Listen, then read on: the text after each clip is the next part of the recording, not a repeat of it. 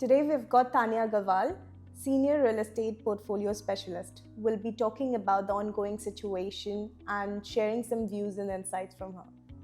Hi Tania, how are you? I'm very good. How are you? I just wanted to ask a few questions, wanted to know your insights on them. Absolutely.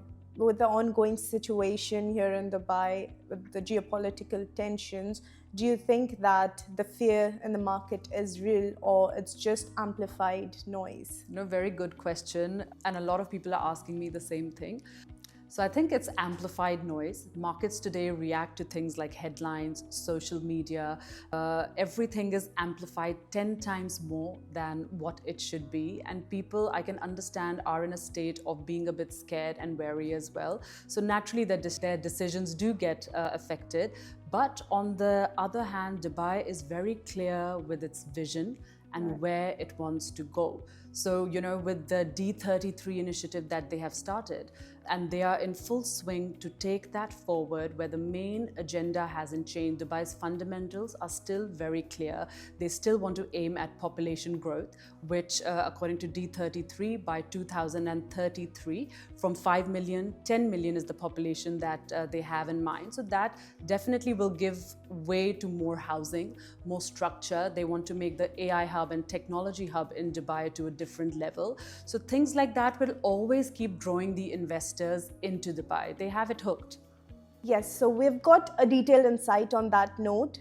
With the ongoing situations as the geopolitical tensions we're speaking of, do you think that the off-plan investors are taking a bigger risk here? Off-plan investors, once again, I feel that off-plan is not risky in itself. That is what has drawn people to come to Dubai and, make that money because of the funds that they have.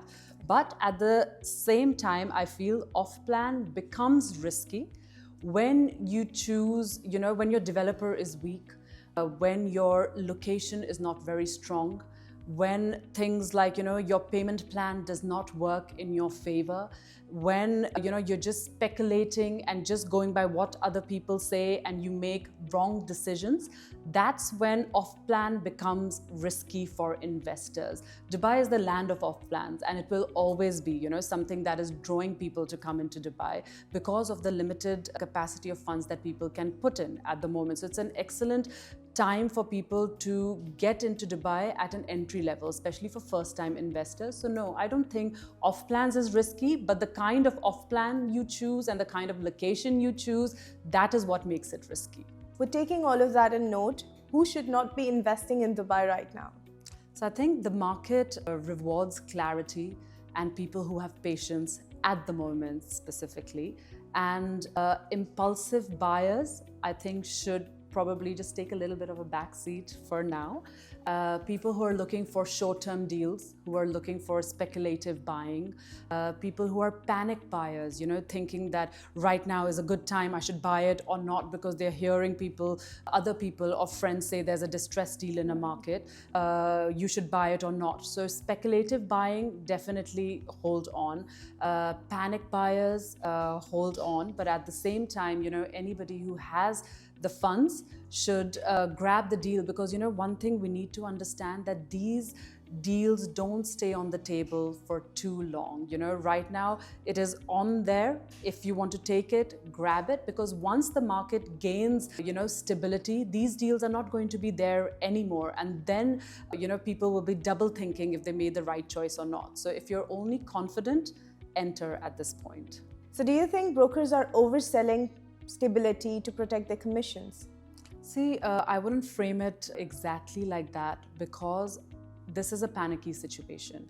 A lot of brokers who were just solely trying to sell from property to property, their livelihood is disrupted. Let's face it. So somewhere in the market, from the 60,000 brokers, there might be a handful or few who are in that phase where they feel they need to make that money and maybe selling a distressed deal when it's not actually a distressed deal.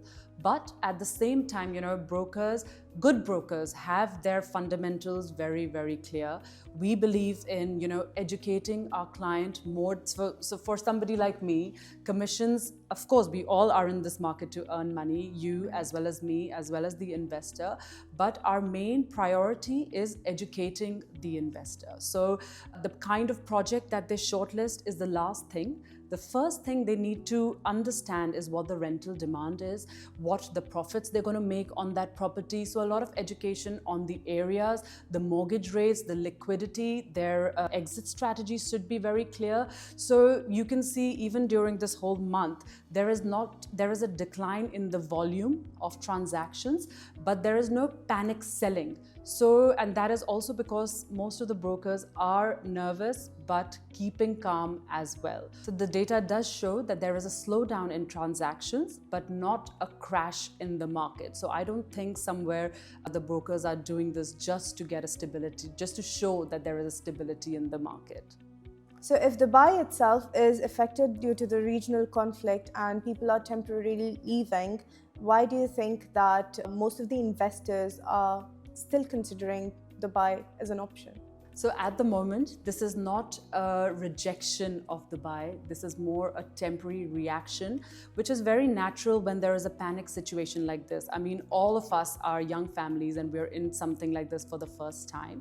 At this point, I feel it's very important to know how perspective matters, whether it's a long term or a short term. So if somebody, as a short term, reaction to something like the war, which is a big thing, people are temporarily leaving homes and going. People are going away for extended holidays, thinking that they will be coming back. There is a lot of speculation in the market, a lot of unrest. But at the same time, people who are seasoned investors, who have the love and hope for Dubai, know that Dubai will be bouncing back sooner than later. Now in this, when you zoom into Dubai as a whole, how they had started their whole history, and that's what most people learn once they move to Dubai, and that's why they talk so lovingly about Dubai, right? So in that case, when you zoom in and see what Dubai offers in the long run, whether it's infrastructure, business opportunities, jobs, lifestyle, ROI, tax-free, the list can just go on and on. That is where seasoned investors and even people like us who have made Dubai its home will be, somewhere feeling the faith of coming back. So we might leave temporarily, but at the same time, our heart is here and we will be coming back, if not now, sooner than later. Thank you, Tania. Thank you for taking the time out to come and do this with us, of course, because it's very important for the listeners to know what's actually going on in the real estate market, and you've shared the reality, of course, and we'll be looking forward to meet you next time. Thank you. Thank you so much for having me. Thank you. Bye.